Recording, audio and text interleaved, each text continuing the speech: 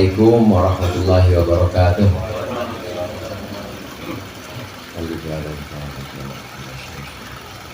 Al-Fatihah.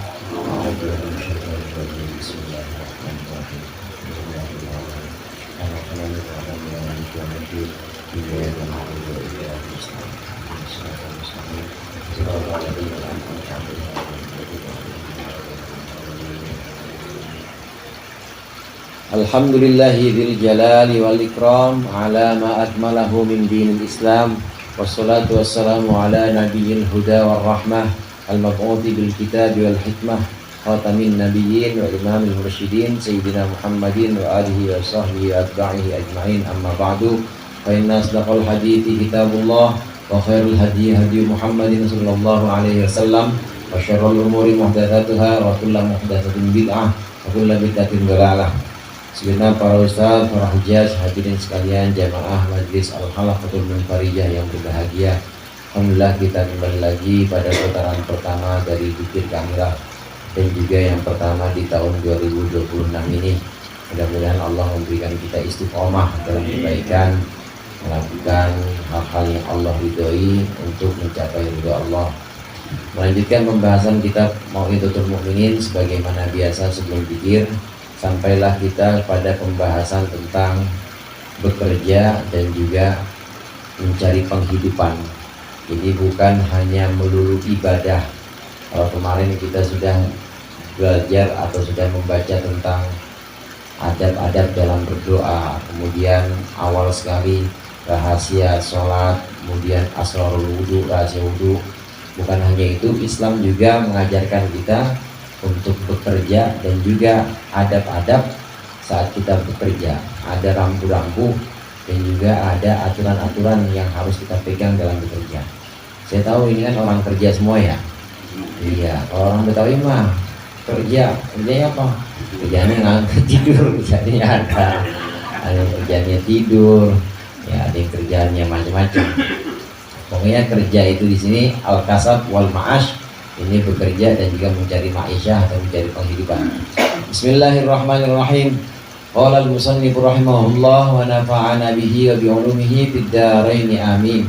Kitab Adabil Kasbi wal Ma'ashi, ini adalah kitab adabnya bekerja dan penghidupan, mencari penghidupan.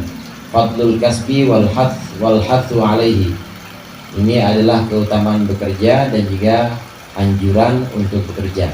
Amma minal kitabi, adapun dari Al-Quran, faqauluhu ta'ala, maka firman Allah ta'ala, wa ja'alna nahara ma'asya, wa ja'alna, dan kami jadikan, firman Allah, kami jadikan an-nahara, siang, ma'asyan, sebagai waktu mencari ma'isyah, waktu mencari penghidupan. Fadzakarahu fi ma'rudil imtinani, maka Allah menuturkan menuturkan tentang waktu mencari ma'isyah fi ma'rudil imtinani, dalam menyebutkan pemberian-pemberian Allah, dalam hamparan pemberian-pemberian Allah.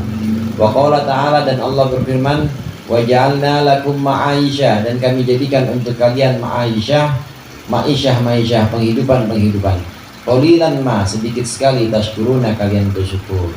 Fa ja'alaha rabbuka, maka Tuhanmu menjadikan ma'ish, penghidupan, nikmatan, sebagai nikmat. Wa talaba syukra 'alaiha, dan dia menuntut syukur 'alaiha, atas ma'ish. Wa qala ta'ala, dan berfirman Allah ta'ala, fantashiru, maka menyebarlah kalian semua fil ardi, di muka bumi. Wabtagu min fadlillah, wabtagu, dan carilah min fadlillah, sebagian dari fadl atau karunia Allah. Anjuran-anjuran dalam Al-Quran disebutkan pertama kali sebagaimana biasanya Imam Ghazali. Sebelum Imam Ghazali membahas satu bab, biasanya beliau mendasari pada ayat-ayat Al-Quran sebagai satu fondasi. Untuk bekerja ini, maka anjurannya antara lain adalah yang ada di surat An-Naba, wa ja'alna an-nahara ma'asya. Itu ayat sebelumnya, wa khalaqnakum azwaja wa ja'alna naumakum subata wa ja'alna al-laila wa ja'alna naumakum subata wa ja'alna nahara ma'asya wa ja'alna al-laila libasa wa ja'alna an-nahara ma'asya. Ini Allah sebutkan dalam hamparan dalam menyebutkan berbagai macam nikmat-nikmat Allah. Kami jadikan malam sebagai istirahat kalian, dan jadikan siang sebagai tempat atau waktu untuk mencari penghidupan. Ini Allah sebutkan, ini Allah rangkai dengan nikmat-nikmat Allah yang lain. Wa ja'alna naumakum subata wa ja'alna al-laila libasa. Kami jadikan tidur kalian sebagai istirahat, kami jadikan malam sebagai selimut atau sebagai pakaian kalian. Disebutkan nikmat-nikmat Allah ini agar kita bersyukur sebenarnya saudara, agar kita berterima kasih kepada Allah. Enak kalau malam dipakai buat istirahat, siang ini dipakai untuk mencari ma'isyah atau penghidupan. Ini memang hadirin yang disebutkan umumnya orang. Jadi umumnya orang ya kerjanya siang, walaupun ada yang kerjanya malam, tapi umumnya orang ya siang. Yang disebutkan dalam Al-Quran atau yang disebutkan dalam hukum-hukum itu biasanya adalah yang umum. Karenanya ada orang tanya sama saya waktu itu, saya saat menyebutkan bahwa bumi itu kenal sama orang yang nyium dia, dan nanti bumi itu bakal meluk orang ketika di alam barzah pertama kali sebelum mungkar nakir.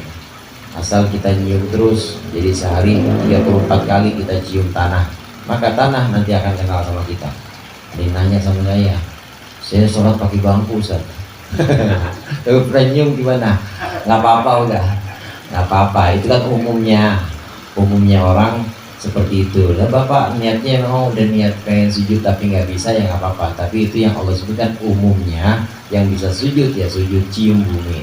Tapi kalau nggak bisa, bumi juga tahu, bumi juga kenal bahwa orang ini pengennya nyium, cuma karena nggak bisa nyium pakai bangku ya nggak apa-apa. Umum yang disebutkan di sini. Demikian juga Allah menjadikan siang sebagai waktu untuk mencari ma'isyah, ini secara umum. Ini nikmat dari Allah supaya kita mencari ma'isyah atau penghidupan, dan dianjurkan wa ja'alna lakum ma'ish qalilan ma tashkurun. Di ayat berikut, di ayat selanjutnya atau ayat yang lain, Allah menyebutkan bahwasannya kami menjadikan ma'isyah atau penghidupan justru bukan hanya sekedar memerintahkan atau menyuruh untuk bekerja, tapi juga bersyukur. Qalilan ma tashkurun, karena lanjutan ayat atau bagian ayat belakangnya ini qalilan ma tashkurun, sedikit sekali kalian yang bersyukur. Maksudnya kalau kita Allah berikan kemampuan buat bekerja, laksanakan perintah untuk bekerja. Nah setelah itu bersyukur. Betapa banyak orang-orang yang nggak mampu kerja, atau orang-orang yang Allah berikan badan yang kurang sempurna, tapi dia bela-belain untuk bisa kerja. Kadang nggak mau dia menengadahkan tangan, tapi dia pilih bekerja. Dimodif itu motornya dimodif pakai roda 3, padahal dia memang punya kekurangan, cacat gitu, tapi tetap mau bekerja. Nah kita Allah berikan kesempurnaan bisa bekerja, maka harusnya laksanakan perintah bekerja dan juga bersyukur atas karunia Allah, atas kemampuan, dan juga atas rezeki yang Allah sebar di muka bumi.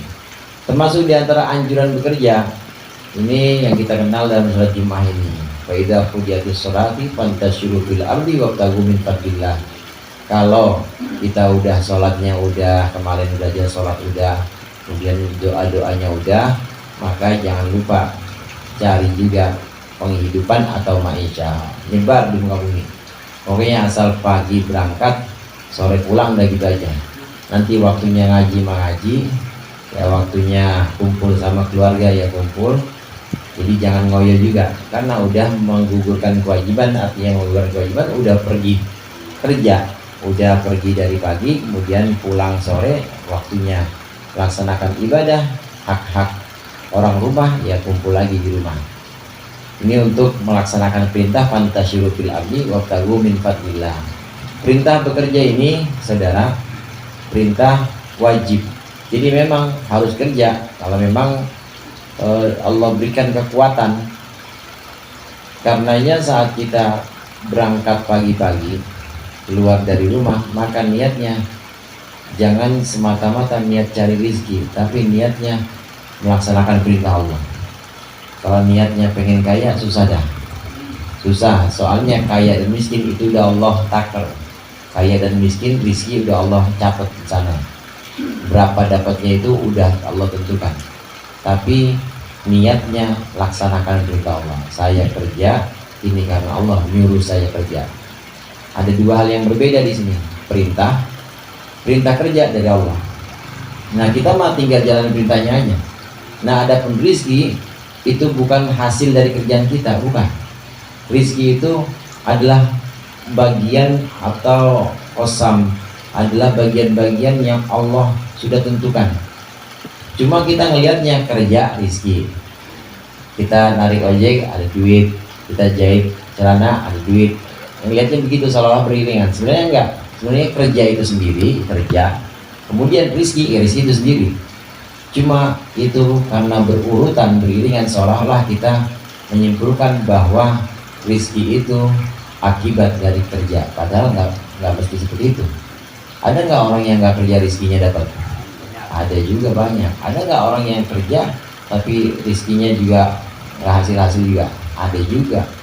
Ada juga orang yang rizkinya banyak tapi nggak kerja. Jadi kemungkinannya itu ada orang yang kerja kemudian ada rizkinya, atau orang yang kerja nggak ada rizkinya, atau orang yang dia kerja kemungkinannya dia jadi ada orang kerja kaya misalnya, ada orang nggak kerja kaya, ada orang apalagi kemungkinan itu nggak ngapa-ngapain nih, maksudnya nggak kerja tapi kayak itu. Kemungkinan itu antara sebab dan akibat seolah-olah beriringan, padahal lain. Allah menciptakan sebab sendiri dan Allah menciptakan akibat. Nah, yang menciptakan itu semua yang adalah Allah. Pegangan kita jangan pegangan sama sebab, jangan pegangan pada pekerjaan kita. Pegangan kita adalah yang menciptakan semua sebab dan akibat itu. Kalau kita pegangan atau berpedoman kepada sebabnya, salah kita. Kayak orang yang pegang Panadol dan bilang bahwa puyeng saya hilang sebab Panadol, salah. Padahal itu hanya rangkaian sebab-sebab yang Allah turunkan, yang Allah ciptakan. Jadi yang harus jadi pegangan, yang harus jadi sandaran adalah pencipta dari sebab-sebab itu. Dengan demikian, saat kita melaksanakan perintah Allah dan udah kita lakukan maksimal mungkin, maka kita tidak akan menuntut rizki itu harus datang banyak, enggak. Karena rizki itu urusannya lain. Rizki itu adalah pembagian Allah juga, pembagian Allah dan sesuai dengan kehendak Allah, iradah Allah, bukan lantaran banyaknya kerjaan kita atau lantaran kerasnya kerja kita, bukan. Ini dua hal yang berbeda. Jadi untuk orang mukmin hendaklah laksanakan perintah saja, kemudian mengharap dari Allah ridhonya, karena udah laksanain perintah, mudah-mudahan Allah ridho. Kalau Allah ridho, insya Allah rahmat Allah turun dan kita bakal dibagi sama Allah.